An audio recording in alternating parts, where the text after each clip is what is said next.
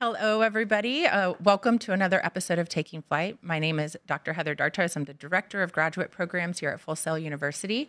And today we're talking about one of my favorite topics. We get to talk about art and business. So the title of this session is The Art of the Hustle, Business Strategies for Creatives. And as an artist myself, also a businesswoman, it's a topic very near and dear to my heart. I'm joined today with two wonderful panelists, both female entrepreneurs that have done some really incredible things. We have Meredith Sand, who's the owner and designer of Meredith Sand Design. So thank you for being here today, Meredith. And we also have Melissa Schumann. She is a course director here at Full Sail, and she teaches students every day about marketing and entrepreneurship and intrapreneurship. But she also has her own side business, which is the Falcon Bar and Gallery, which is a very beloved bar and gallery that is in Thornton Park, which is located here in Orlando. So if you're a local here to Orlando, both Meredith and Melissa have businesses that are here. So you'll have to go by and see them at some point. But I want to start off by allowing our guests to share a little bit about their background, their experience, and how they got to where they are today. Melissa, would you like to share first a little bit about your journey? Sure. Well, we just celebrated our 13-year anniversary for the Falcon Bar and Gallery, so that's really exciting. The 10-year mark was during COVID, which was kind of a bummer. Oh, man. But I think it's always important to know where you got started. What was your education? How did you figure out how to do all this? I was born and raised in Winter Park, Florida, which is kind of rare, but I just found out it's not so rare from my friend Meredith here. So growing up here, just really felt connected with the community. But I decided to go away for college, went to Arizona State. And after that, I moved to San Francisco and started my professional journey working in sales and marketing for Altria. That's really where I learned how to build brands, do product introductions, manage teams, and really make data-driven decisions. So all that good business stuff, right? But most importantly, living in San Francisco, I really fell in love with the art and culture in the city. I mean, it's just an amazing place to live. And I knew in the back of my head that I always wanted to create something a little more me, a little more community-driven, more authentic. I grew up around a group of super artsy people. That was always my crew, and wanted to do something rooted in community and create connections. So after moving back to my hometown, which I always knew I would, I went back to school, got my MBA at Rollins, and after that, that's when I launched my first business, which is Mother Falcon, which is a on-demand T-shirt shop, and became a hub for artists. And then I, which we'll talk about, led to opening my second business, which is the Falcon Bar and Gallery. So it's just been kind of an organic flow. It's amazing. And it's in such a great location too. Like if anybody that's watching hasn't been there, and you can see in the image here, the Thornton Park area is a great place to go and hang out. Very artsy. They have wine strolls. They have lots of different bars and restaurants. It's just a great neighborhood. So it's pretty. It's a historic neighborhood, brick roads, pretty fountains, all that stuff. It's a hidden gem for sure. Amazing. I love it. And I'm so glad that I've been able to check it out. Yeah. So Meredith, share a little bit about your background, your experience. Yes. We already know that you were born in Winter Park. Correct. Yes, also born in Winter Park. I went to high school at Lake Highland and graduated, went on to SMU in Dallas and was there for the 4 years and just came right back. And started working in community relations for Craig Usler, and he's a local developer and was, my first real boss and taught me a lot about how business works and how to get things done and how to use networking and leverage your connections. So that was really valuable experience. Then I went on to work for Barney's Coffee and Tea Company. I was their director of marketing and corporate communications. So I handled all of the branding and rebranding and corporate affairs, marketing, communications, all of the communications that you can imagine, internal, external. Yeah. And I never really knew how to apply any of that to myself. Mm-hmm. It was just always about promoting someone else's brand. And, in 2012, I just started playing around with printmaking because my friend was having a baby and I wanted like some unique thank you cards for her. And I just bought a set of vintage stamps and made cards, and people liked them, and from there I just kind of started doing it for fun, and then it became a little business, but it was so minor, and then the last couple of years I just had a lot of encouragement from some friends and family and decided just go ahead and take the leap and do the retail location, and so that's where we're at today. So exciting. And your retail location opened 2 weeks ago, right? Yes. So we had our ribbon cutting. Actually, it was last Friday. So It's been a whirlwind. Yes. And everything happened really fast, but it is a great neighborhood. We're in the Milk Stacks right there in the Milk District, in the heart of it. I mean, we love being a part of that neighborhood. Everybody's so supportive. Everybody's so artistically driven and motivated. And it's more of a collaborative, So that's I think really important to know that, other businesses can help you promote your business too. That's incredible. Well, I'm so happy for you. Thank you. Great. Well, I typically don't share my experience on these sessions, but because of the topic, I feel like it's important for the audience to know a little bit about my background. I actually studied art for the first 2 years at the University of Central Florida, and I thought I was going to be a professional artist at that time. And then I went through this period of kind of like imposter syndrome where I was like, oh my gosh, am I good enough to be a professional artist? And at that time, having two parents who were educators, so zero entrepreneurial experience or influence in my life. I said I would never work in education. How ironic is that? But I basically changed my major because of the fear of failure. Mm-hmm. And so I think some of our audience might be able to relate to that. Fear of failure is a real thing. And so I ended up changing my major to marketing and pursuing a marketing degree because I figured it was the closest it could get to art without it, and also be in business. Mm-hmm. And then for years, I worked in property management and didn't do anything artistic for a long time. And then when I got the job working here at Full Sail, I went through a continuing education class, actually with your husband, Plinio, and Holly, one of our good friends. And it was a watercolor class. And I was like, what am I doing with my life? Why am I not creating things? This is what I should be doing.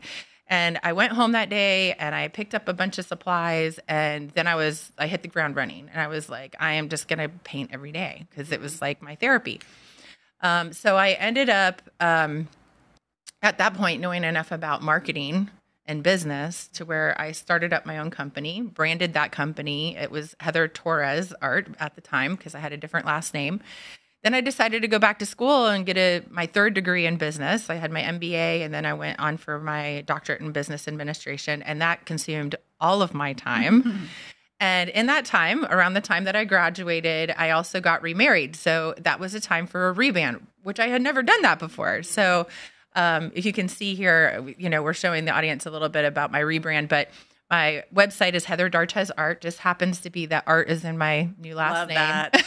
So that's kind perfect. of fun. Meant to be. Yeah. But now I'm, for a long time I was painting watercolor, and I have now made the switch to painting vintage citrus labels. I've seen your labels. So, your paintings are amazing. Thank you. It's been a lot of fun.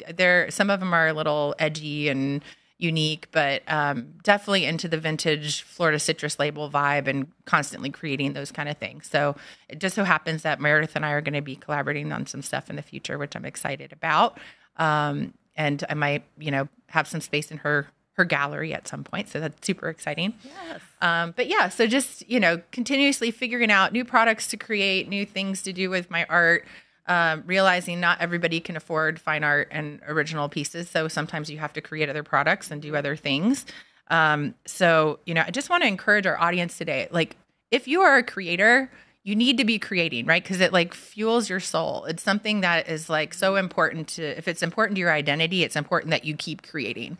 But I really want to reinforce the importance of understanding that you can create and you can also make some money while you're creating if you know the right strategy. So that is really what today is all about, is just to have a real conversation with two people who love the arts, you are artists, and that have had successful businesses, and may be able to give you guys some tips today on how to find your own success in this area. So I want to start off by asking you guys a little bit about what influenced you to take the leap, because I think that that's the most challenging thing for a lot of people. They feel like if they don't have the experience, how do I get there? What is it that I need to do in order to like go all in on starting your own business? And what are the first steps that it took for that to happen? And Melissa, if you could share with us first. Sure. A little bit about your Well, background. I do have to clarify, I'm not a visual artist. My superpower is I'm a creative thinker, collaborator, and I create creative spaces where people can thrive. It's amazing. So you are a creator. I am a creator, but I can't draw a circle. And that's okay. Creator. I can, maybe a couple stick figures. But I surround myself by artists. As you mentioned, my husband is an amazing watercolor painter. Incredibly talented artist. Yeah, ridiculous. Yes. And he is creating every day, by the way, constantly. Yeah. Working on his craft. But I would say as far as what influenced me to take the leap, I grew up in a family of entrepreneurs. My mom is an entrepreneur. My dad was an entrepreneur. My stepdad is an entrepreneur. So nobody ever had normal jobs. So taking the leap to start my own business wasn't something that was too much of a foreign concept to me. It seemed normal. But I did have some observations, and growing up with a family of entrepreneurs, which can be, rocky, just like it is owning your own business. My mom had her degree from Rollins in business. My dad did not have a college degree. And I saw some of the struggles he had with his business because of not having that background. What gave me the confidence was getting my MBA from Crummer from Rollins College with a concentration in entrepreneurship. While you do not have to have a master's to start your own business, that personally is what gave me the confidence to say, all right, I'm ready to take my first leap, and started my first business, which was the initial business, which was Mother Falcon, the T-shirt on-demand art boutique T-shirt shop, which led to my second that we're talking about today. It's incredible. Very cool. And the original business is what used to be next door to where the Falcon is now, right? Yes. Yeah. I'm more than happy to tell you a little more about it if you want to hear. Yeah, sure. Okay, sure. That's very cool. So it originally started as an on-demand T-shirt shop, and the business was kind of split in two. I had corporate clients, like I worked with Orlando Magic and Track Shack, where do very large orders. But where my passion was with the arts. So I started hosting monthly art shows at Mother Falcon in the T-shirt boutique. And if you weren't able to afford the original piece, like you just mentioned earlier, some people, have different budget levels. Folks could come in and buy the T-shirt on demand of the art and take away a piece of the art with them that day. And cool. They created they maintain a connection with the piece. Those art openings became very, very popular and outgrew the space. So the space next door became available, and that's how the Falcon Bar and Gallery came about, where that was a space dedicated to art events, visual arts, performing arts, musicians, etc., and really just a community gathering place. That's awesome. And it's such a cool vibe in there too. It's like you continuously have different art rotating out and there's different things happening all the time. Yes. Cool. Yeah. Awesome. I love it. Yeah. Thanks for sharing. Meredith, what made you take the leap? Because I know I know you've been creating stuff for a long time, but you for a long time were working in a corporate environment and now you're all in on doing your craft. And so tell us a little bit about that journey and what steps you had to take to get there. Honestly, it's been a long, hard journey. I mean, I think like a lot of people in an artistic position don't feel like they're worthy of the work. You know, it's very much like I was always judging myself, imposter syndrome, like you said, I mean, it's, nothing was ever quite right, or, I just never felt like I was a legitimate artist. And it just, for years really kind of got me down. And I stopped doing art for about 10 years. I was just focusing on my family. And I didn't have any creative energy left, and just a couple of years ago, I started stamping again, and I started to expand my product line, and it was really only about 4 months ago that my 11-year-old son said, you need to stop setting up in parking lots and get your own place, and I was like, oh, okay. Sounds easy, but I figured out then I couldn't stop thinking about it, and I didn't want to let him down because I want to try to set the example for my kids, like that you can do hard things, and that you can do it, with the help of others, but you can do it on your own, and it really just kind of it was like an existential moment, it kind of made me reevaluate everything. And I just was like, what else am I doing with my life at this point? I mean, I'm in my 40s. I have done the corporate thing. I got burnout. I've done the parenting thing. My kids are a little bit older and independent, so where do I go from here? It's always a question mark for me. Art was never at the forefront of what I did. It was just sort of always in the background, something that I enjoyed to do, but never anything I thought I could make a career out of, and like you, I mean, like a lot of people, I pursued marketing and advertising, and I just, I thought like you, it was the next closest thing to being creative. Sure. And that was great, but it still just never felt authentic. I was always promoting someone else's brand and someone else's product, and I always had my own sort of creative vision that you don't always get to execute when you're in a corporate environment. So I really enjoy doing my own work now and getting to control all of the look and feel of the brand and, all of the communications and everything like that. So that's amazing. Yeah, thank you. It's very cool. Well, I'm proud of both of you for doing something scary. Thanks, Heather. It's true. It's amazing. I think it's great. So, Melissa, you have a lot of artists that come into your business, and I know Meredith, you're going to be rotating people out too in your gallery space. How do you decide what types of artists or products to showcase? So, if you're speaking to an artist now who's interested in maybe partnering or getting themselves out there, what would you say are the important traits or the important things to focus on? Well, when the first art show I had at the Falcon was actually Ricky Powell. He has since passed, but he's a famous photographer, and he captured a lot of the 80s and 90s, like Beastie Boys when they were in their prime, Andy Warhol. We brought him in from Brooklyn, flew him in for the show. Wow.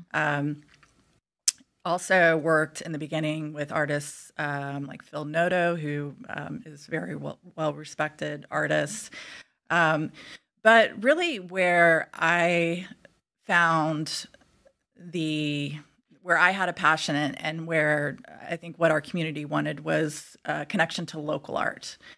So I shifted my focus to local artists, emerging artists, to mid-level career artists, those who have trouble finding a home in a gallery. So as far as how to select artists, in the beginning, I would say it's really about networking. I know tonight is third Thursday at City Arts, right? That's a great way to meet artists and curators. It's really about relationship building, getting out there, talking to people. And in the beginning, that's how I met a lot of artists. Now that I have been putting on shows for 13 plus years, 15 if you include the Mother Falcon art shows. I have art shows that are invitation only, and then there's open calls that are done that are posted on social media. And typically what is expected of the artist is for them to send in samples of work. It's good to have an Instagram or some sort of portfolio. Usually people use Instagram to show samples of the work so folks can see, what you're doing. Awesome. Yeah. Yeah, that's great. Great advice. Yeah, so I think a lot of artists rely heavily on like an Instagram account. I know my Instagram account is all art. Like I keep my personal separate from my That's art. a good idea. Yeah, and then having a website to make you look a little more official, I think is helpful. But having it, a resume or a CV with the experience that you had, the more and more gallery shows or places that you're displaying your work, you can add that all in, and it just adds up over time. Yeah, so. Just get out there. Once you start participating in art shows, more will follow. You'll meet people, you'll form relationships, and just say yes. Yeah, and eventually you'll just get so busy that you'll have to say no. Yeah, exactly.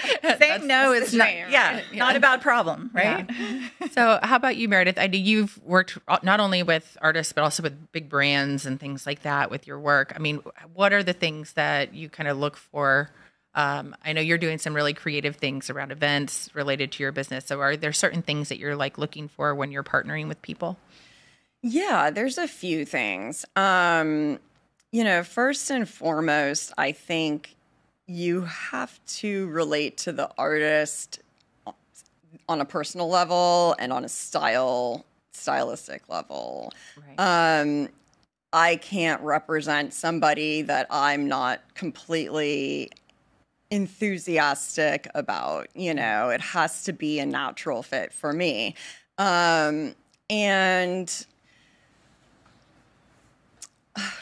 gosh, I don't know. I mean, style, theme. I try and theme my work around what the other artists are doing in the gallery. So that's been a pretty big focus of mine. I have Heather is actually going to be featured in the gallery in the next couple of months, and I'm super excited about that. Me too. And and we have a lot of fun things planned. We're gonna have a big event. We're gonna have a fundraiser. We're gonna do all the things. And I think for me, it's important to have a resident artist that is committed to the community in the same way that I am. Yeah. That can really show up to the gallery and do live events and, do smaller, more intimate things for, the more niche crowd and let's shuck oysters on Saturday night. And I love that. Yeah. I mean, the resident artist right now is amazing. And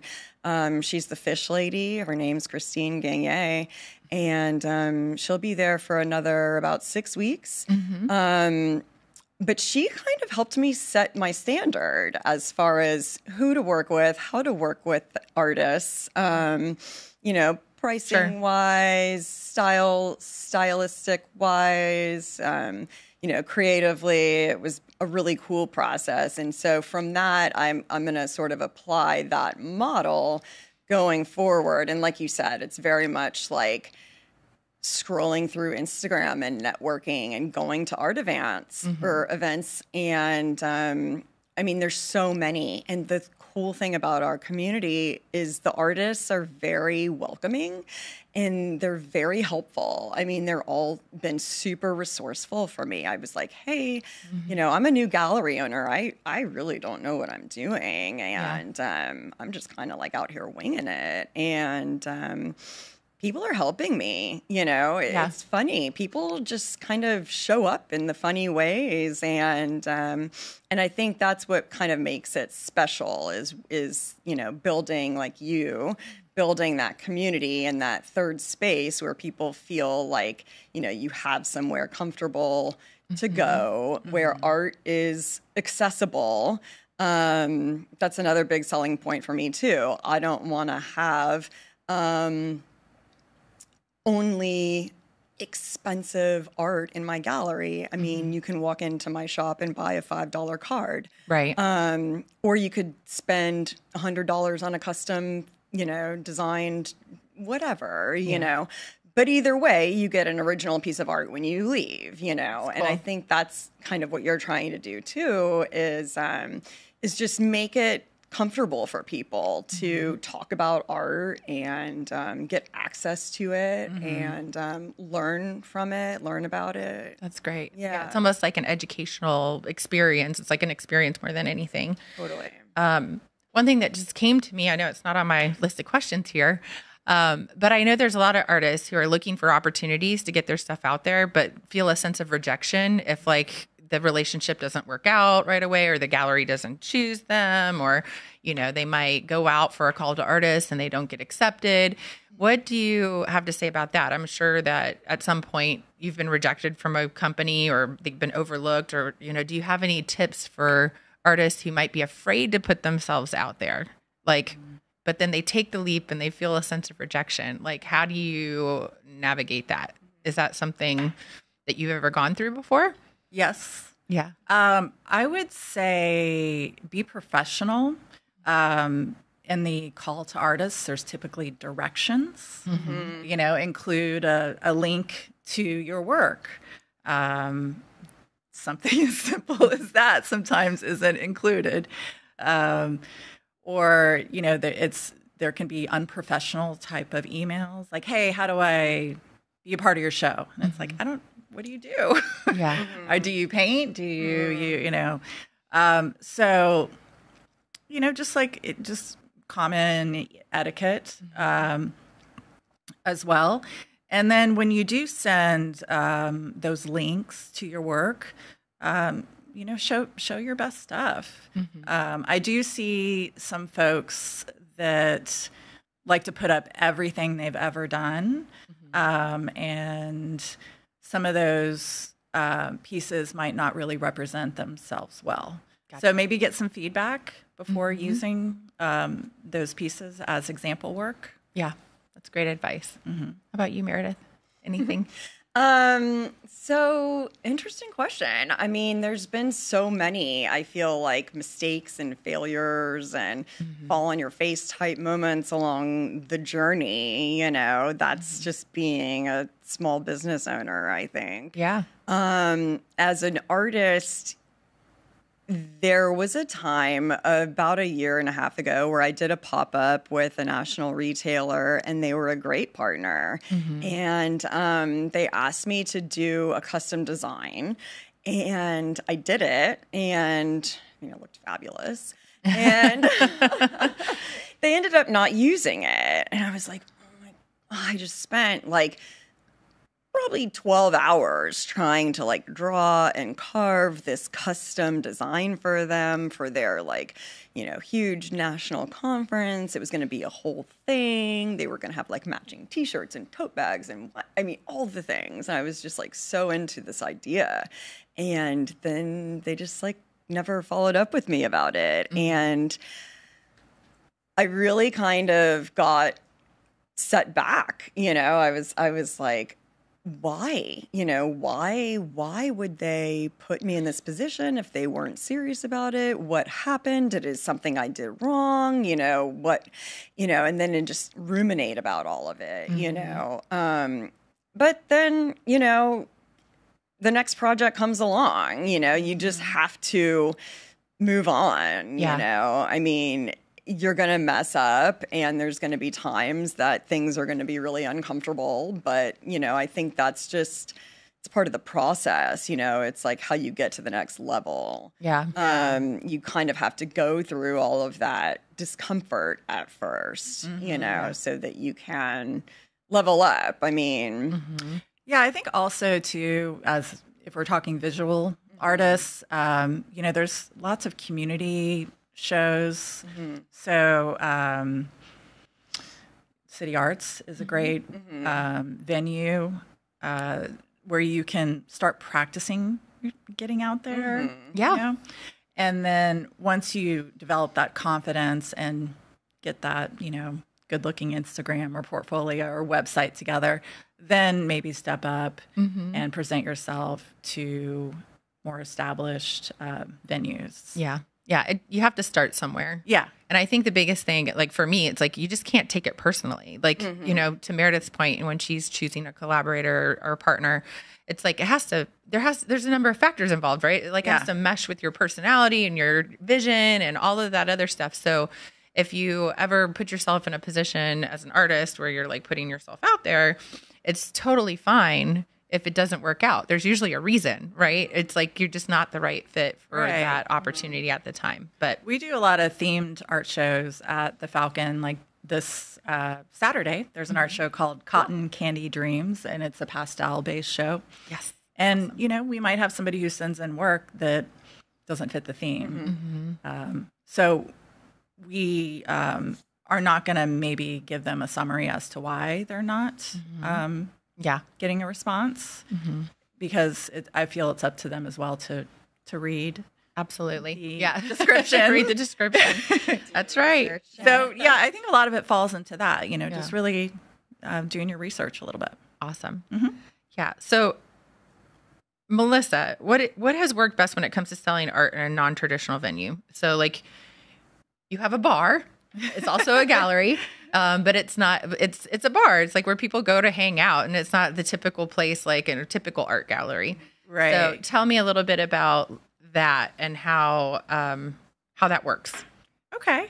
A traditional art gallery, you know, you have an opening, people come out for it, and then they might not come back. You know, they might wait till the next month to come out for the opening. While we do have visual art, and that's the primary focus, when you walk into the Falcon, there's a gallery wall with all of the art. We do have other art-related events. We have open mic nights. We have musicians playing. We have burlesque cabaret. We have sketch nights where people do like drink and draw or just draw. You know? A lot of people don't drink these days, by the way. We sell a lot of mocktails. Oh, yeah. Cool. Yeah. It's shifting a little bit. But what I find is, you know, maybe some of those folks didn't come in for the art, right? To look at visual art. But they come in and they come across it and they get exposed to it and they might form a connection with it.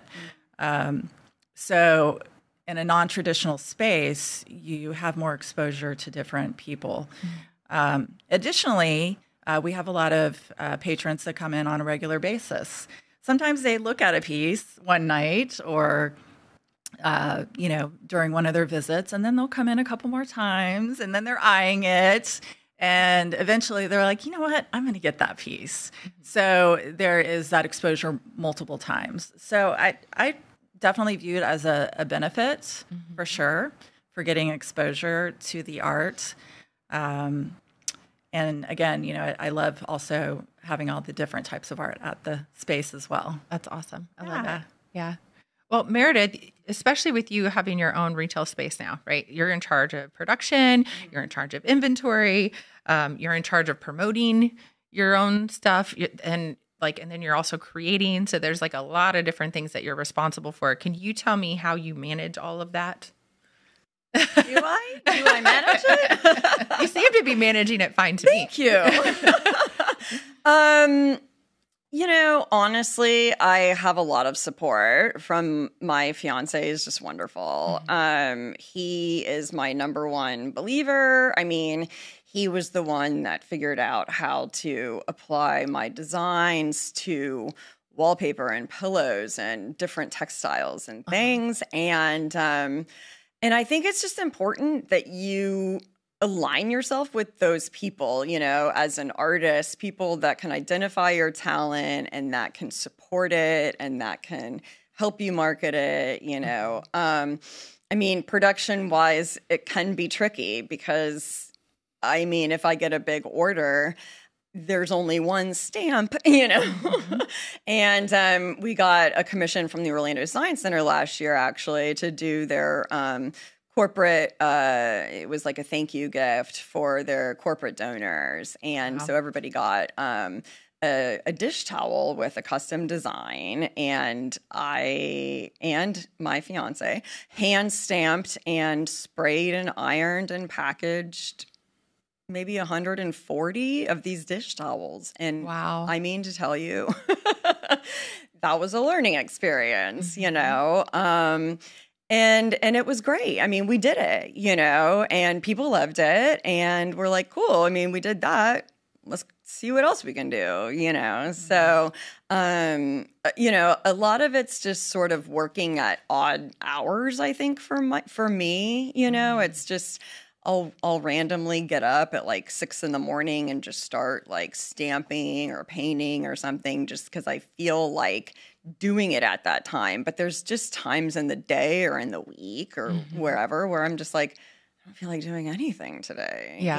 I don't feel like doing anything creative. I just want to watch Netflix. Exactly. I hear you.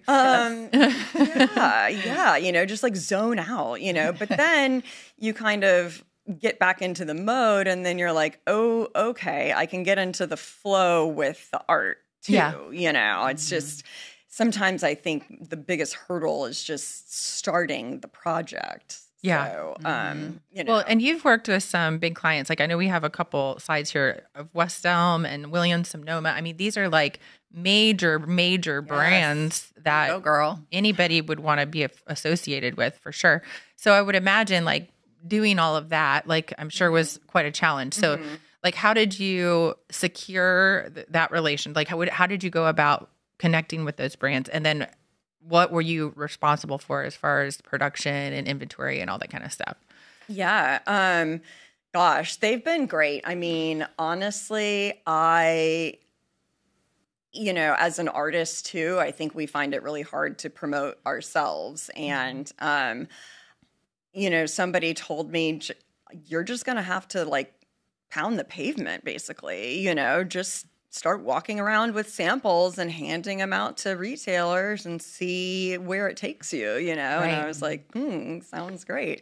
Sounds super awkward, I walked into a couple places and I was like, didn't know what to say, I was like, hi, I make things and you sell things. So we like work together, I just didn't even have any like experience in pitching, somebody myself. And so I just started out with small boutiques, people that I had developed retail connections throughout the years, mostly just through my shopping habits.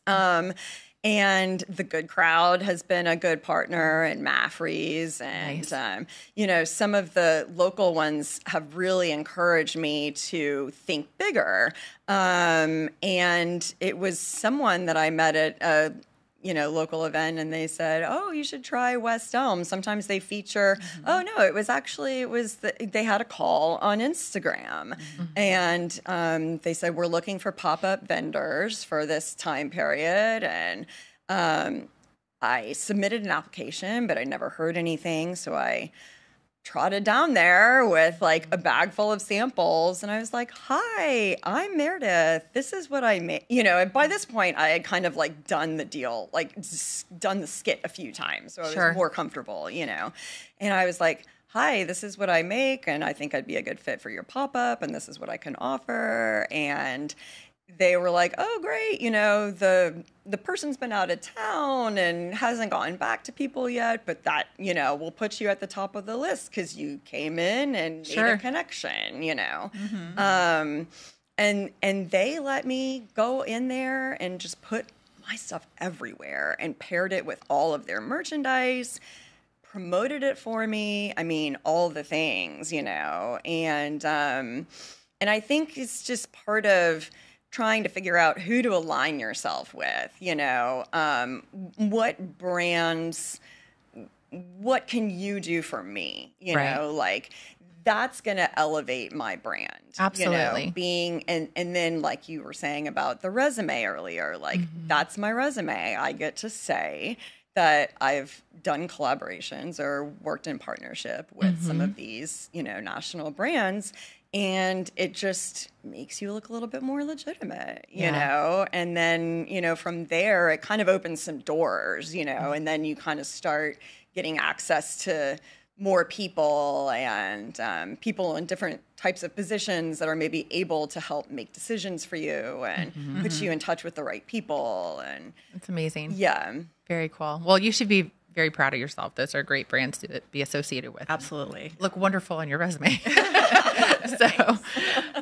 So for those artists that are like trying to figure out their way and are looking for different types of revenue streams, what advice do you have as far as that goes? Are there any lesser known revenue streams that might be effective for artists that maybe stand out in your mind that an artist should try? I know in my own personal experience, when I rebranded myself and I set up my website, I use Shopify for my web design, and I love it. They're not paying for this endorsement, but I highly recommend it. Yeah. But they also have a plugin for Printify, and there's a million different products, like from shirts to candles to towels to like you name it. And I found that just experimenting with different types of products, like Printify is great because they drop ship everything. You don't have to. I don't have to worry about distribution. Yes. But not all products are created equal, and some of them are, in my opinion, garbage compared to others. So you really have to test out what type of product you want to have be associated with. Right. But are there any ideas that you have for artists that are looking for different ways to get their stuff out there and to monetize? So, if anybody figures out how to do that. Well, that's a great point. Threadless also offers similar as far as getting your visual work on T-shirts, shower curtains, all that, and you don't have to print it. Yep. I have seen artists in the past that, especially having the T-shirt shop where they wanted to print all this stuff, and I'm like, oh, they haven't tested it yet. Yeah, you don't know. That's it. You have to test it. You don't know what the market is going to be for that. Yeah. So definitely start small with whatever you create and test it, get feedback, and then kind of roll with it. But something off to the side that comes to mind is getting involved with your local government, your city. The city has a budget for art for creatives. Right now, there's a program going on where the city is paying live performers, musicians, to perform throughout the city. Yes. They commission people to do murals, all sorts of stuff. So developing a relationship with your local government, your city, and getting involved could be an additional revenue stream, and then that could lead to other opportunities. Yes, for sure. Yeah, I'm on the board of directors for the Downtown Arts District, which is City Arts, the gallery downtown, and then they've got tons of grants that are offered to different artists. If you go through, so I'm now learning about how the grant system works. I wish I would have known about this 15 years ago, but 20 years ago, forever ago. But there's so much out there. And then United Arts of Central Florida actually created an artist hub. Yes, that is a great website. Which is a great website. And so whether you be a musician or you're a visual artist or whatever, it's kind of like a LinkedIn for artists. Yes, for artists. And so that's another great way to get things out there. So yeah, absolutely. I think that there's a lot of resources out there that folks aren't aware of. Yeah, awesome. What about pricing? I think this is going to be one of my last questions before we go to our audience, but what about pricing your work? I think that was one of the hardest things for me when I was first starting out, was figuring out, how do I price my stuff to where it sells, but I'm also getting like what it's worth, and I feel like that's a real challenging thing. So do you have any tips for pricing merchandise or pricing art or anything that you've gone through in your experience? Yeah. Let's see. I mean, you really want to start with what your cost is, right? So, I mean, if my cost on a card is $1, I mean, I'm just making up numbers here, but let's just say a card costs me $1.50. What is it worth, for me to make it and sell it and, package it, all the things, right? So if it costs me $1.50, I have to make at least twice that, right? So, but then you want to try and make more than that. So you have to be able to kind of find the sweet spot of like, where are people comfortable spending money and like to what extent, I have products, like all of my products are priced at a really competitive price point for their category. So I have dish towels. They're all priced at $15. Doesn't matter what design it is, doesn't matter what colors. It's just a dish towel is $15. The margins are not great on dish towels. I mean, they are hard to make, but people love them and it gets your brand out there, and I'll take the hit and go for, better margins on other products, Sure. so I know I can make up for it in another category.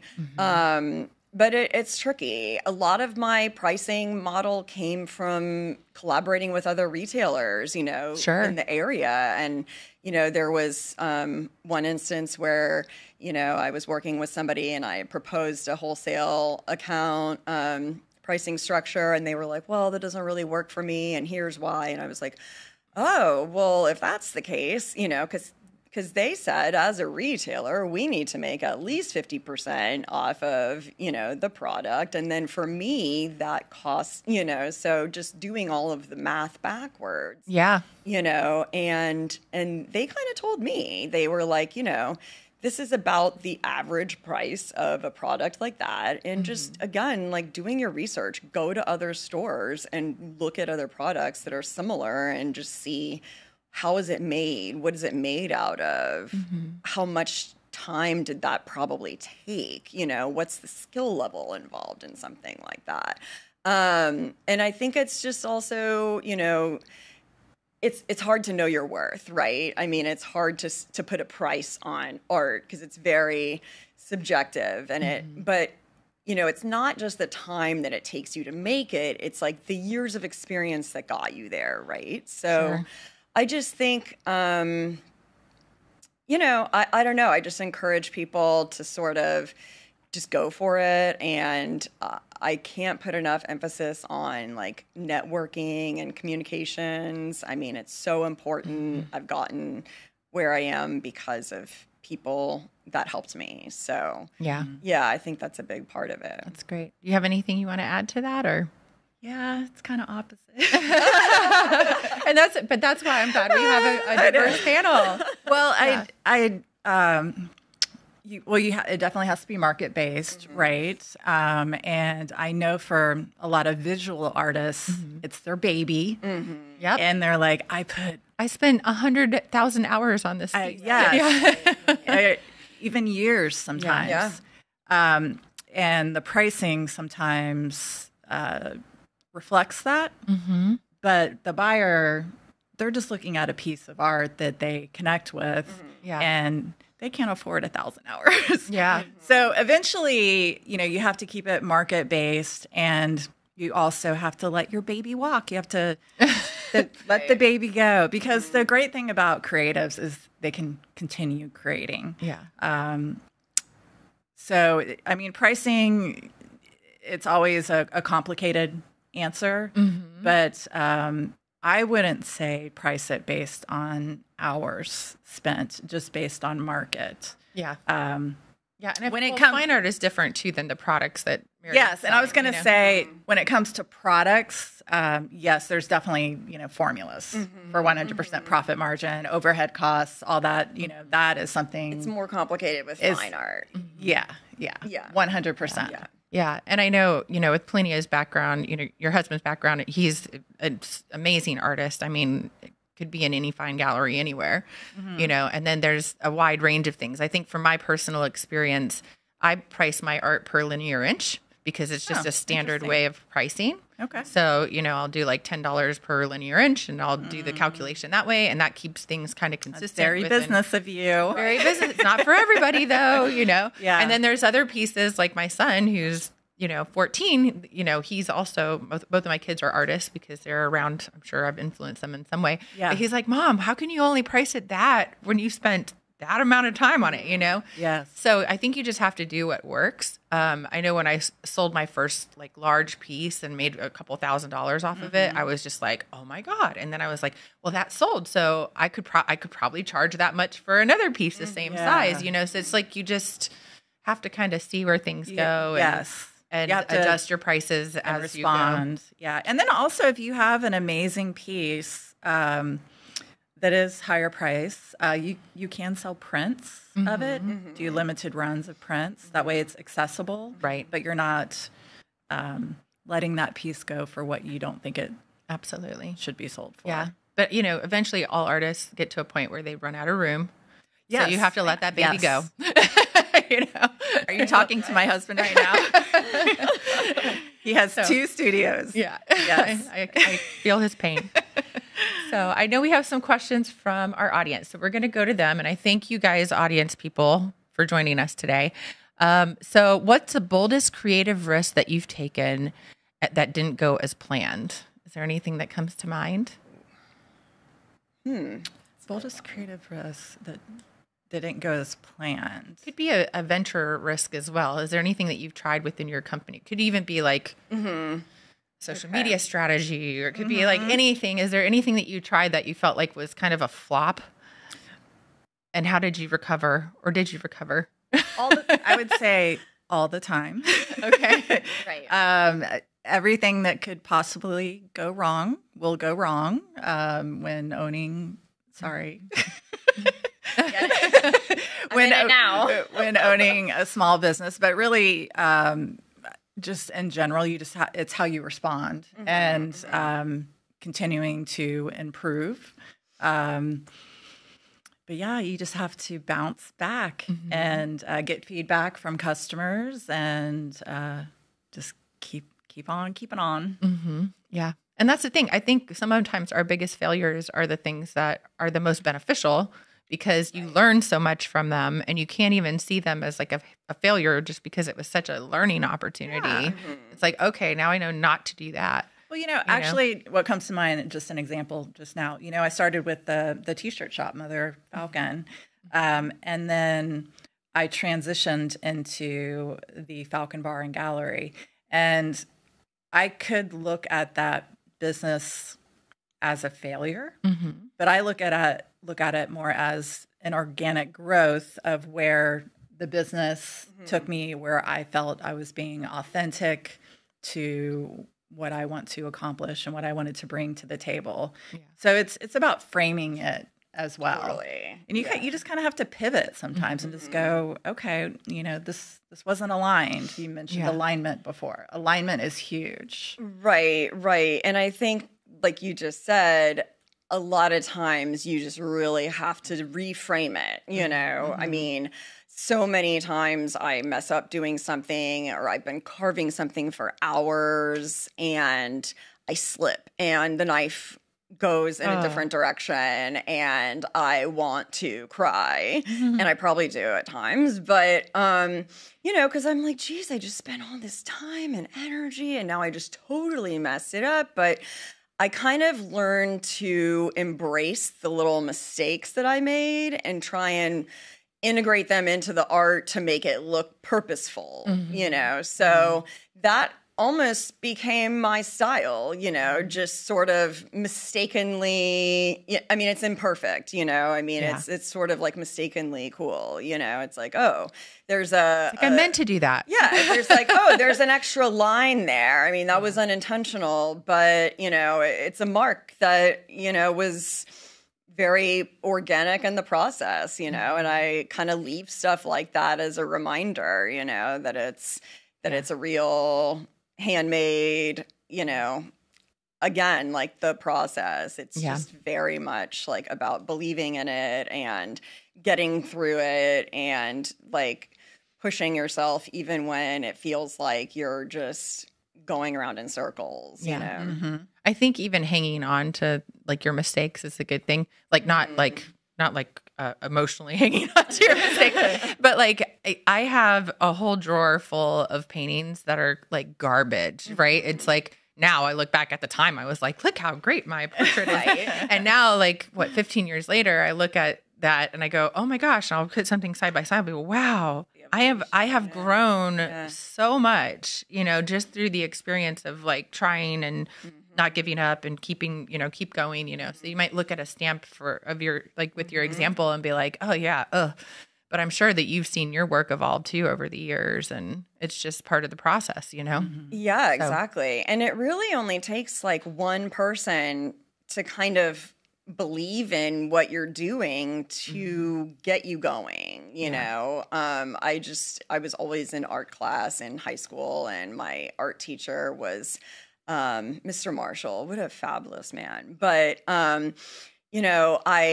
would paint and draw, and I would have like sketch marks on the side, and he's like, do more of that, like make that a part of your work, And I was like, oh, I never really thought about that, but okay, I could see where you're going with that. And then it became my style, so I think those types of happy accidents are something that you should embrace. That's great. I love it. So another question, have you ever used any freelance platforms to drive some business, and what are the pros and cons to that? I'm thinking specifically, I know you had mentioned like Etsy earlier today. I guess that could be considered a freelance platform. Do you have any advice on freelance platforms for our audience? Anything that comes to mind? There are websites. There's lots of websites. Yes. I don't know them. Yeah. I know a lot of people use Fiverr. Fiverr. There are platforms out there. It doesn't relate to what I do specifically, but I do know a lot of artists that use them, especially in the graphic design realm. Sure. So go for it. Yeah. I've like when I redesigned my logo, I went through 99 designs. Oh, there you go. And that's a freelance platform. So if you're, you're a designer, that would be a good place to go to design logos and things like that. But yeah, I mean, there's so many. I think it depends on what you're selling. Yeah, right. It's tough. There's advertising agencies that use freelancers to do designs locally. Yeah. There's I mean, we could even say the new United Arts of Central Florida hub for artists. That would be a freelance platform. It's just like anywhere that people would find you as like a database of freelancers. Yeah, I would almost frame it as contract work, because you can look up available jobs on many different websites and look up contract work. Right. It might not be labeled as freelance, but it's basically the same. Yeah, awesome. So one more question for the audience, and then I'm going to close things up because I have one more question at the end. But one more from the audience. I know it says that this question specifically for Meredith, but I think it could also apply to Melissa because she hosts live performances. So if there's somebody who's interested in doing like a live performance in your space, which is very exciting actually thinking about it, what steps, like how would they go about like contacting you, setting that up, getting involved? I welcome anyone and everyone to contact me. Instagram's the easiest way to just sort of quickly get in touch with me. I mean, I'm usually on there like updating stuff every day at some point. So I try and keep a lot of like the communications logs with artists through that, just so I kind of keep track of everything. But yeah, I mean, we're having an event this Saturday night. If anybody wants to come out, we're more than happy to explore that. So, yeah, it's at Meredith Sand Designs on Instagram. So, we're having events all the time. We're always looking for performers and looking to showcase local talent. So, yes. Wonderful. Cool. We have an open mic every Tuesday from 8 p.m. to 12 a.m. And it's very consistent. It's been going on for quite some time. So that's a great way to get out there. With booking live performances, I do work with local promoters that I have good relationships with and who are aligned with the style of music that perform at the Falcon. So I would reach out to local promoters because a lot of times it's not just one performer that's performing. There's, maybe 3 or 4. So maybe you can, develop a relationship with that person and then maybe tag on as an opener and start there. And then if you do, a good job, which I'm sure you will, then that promoter then knows you and can start maybe adding you to other shows. I love that. Great advice for sure. Okay, so my last question for you ladies as we wrap things up. If you could go back and give yourself one piece of advice before launching your business, what would it be? You can go for it. I think I mentioned it earlier that everything that could possibly go wrong will go wrong. Get comfortable with being uncomfortable, for sure. Stay true to your vision and try to stay aligned with who you are. It's very easy to try to get pulled in a lot of directions. But overall, just don't wait for permission. Just start, go. There's the biggest reason people are successful is one word, and that's action. There's people who talk about doing things, and then there's the people who actually do them. And they might fail, and they might get it wrong, but they just do it. And if you're ever looking at successful people and thinking, how did they do that? They just did it. Yeah. They just got out there and did it. Wonderful. That's great advice. How about you? Anything to add, Meredith? If I were to go back, I would say just stop trying to pretend like you're somebody else, like stop it with all of the comparisons and expectations and everything that everybody else has like been putting on you, like if art's what you want to do that, I mean, trust me, you can run around in circles for decades like I did and then still come back to the same thing, which is a little bit frustrating, because I'm like, what if I would have went to art school and pursued that? I would have gotten some formal art training. Maybe by now I would be in some fancy gallery or, I mean, who knows? And it kind of just makes me a little bit like sad to think that sometimes people get discouraged in that way, Yeah. But just embrace it. And when I started putting art at the forefront of my life, it's when everything started falling into place. I mean, I just really felt like a different version of myself. And I think that, like you say, I mean, being like authentic to who you are and what's important to you is definitely as a creative, so important. Yeah, that's really great advice. That's the first thing that came to my mind too, because I feel like I'm kind of in a unique position because I love what I do here at Full Sail, and I love that my artistic pursuit, and I don't feel like I could live without either one. Like it's like Same. I need, feel the same. Yeah, I need like the balance in my life, and so knowing like, and you shouldn't regret your path because like, look, all this experience you had working in the corporate world, that's now prepared you to launch your own business. 100%. And you don't know if you would have been like ready for that 20, 30 years ago or whatever, you know? So I feel like just, you know, stay true to yourself and follow the path as it unfolds and know that like timing is everything. And, you know, it's a long journey, but also just know such great advice. Be true to yourself and just know what it is. If you need to be creating, be like create.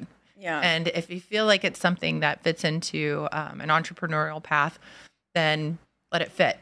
If you're better off working for other people, because you like you had mentioned earlier, working beyond 9 to 5 is just completely out of the equation. Maybe you shouldn't be a business owner. Like, yeah, no, it's, you know? it's hard. It's very hard. So, but yeah, you can still work for organizations that are creative, and you can still be creative working for an organization and keep your artistic side alive. It's all possible. Absolutely. But just, you know, try to keep that alignment. Yeah, absolutely. Well, I want to thank you guys so much for being here today. I admire you both and all that you've accomplished. And, you know, Meredith, as you start this next chapter, I wish you like the most success ever. Yes, I can't wait to come in. Thank you. It's going to be it's very exciting. Very exciting. So I want to thank our audience. Thank you guys for being with us today. Thank you for all your great questions. And we hope to see you on another episode of Taking Flight. Have a great day.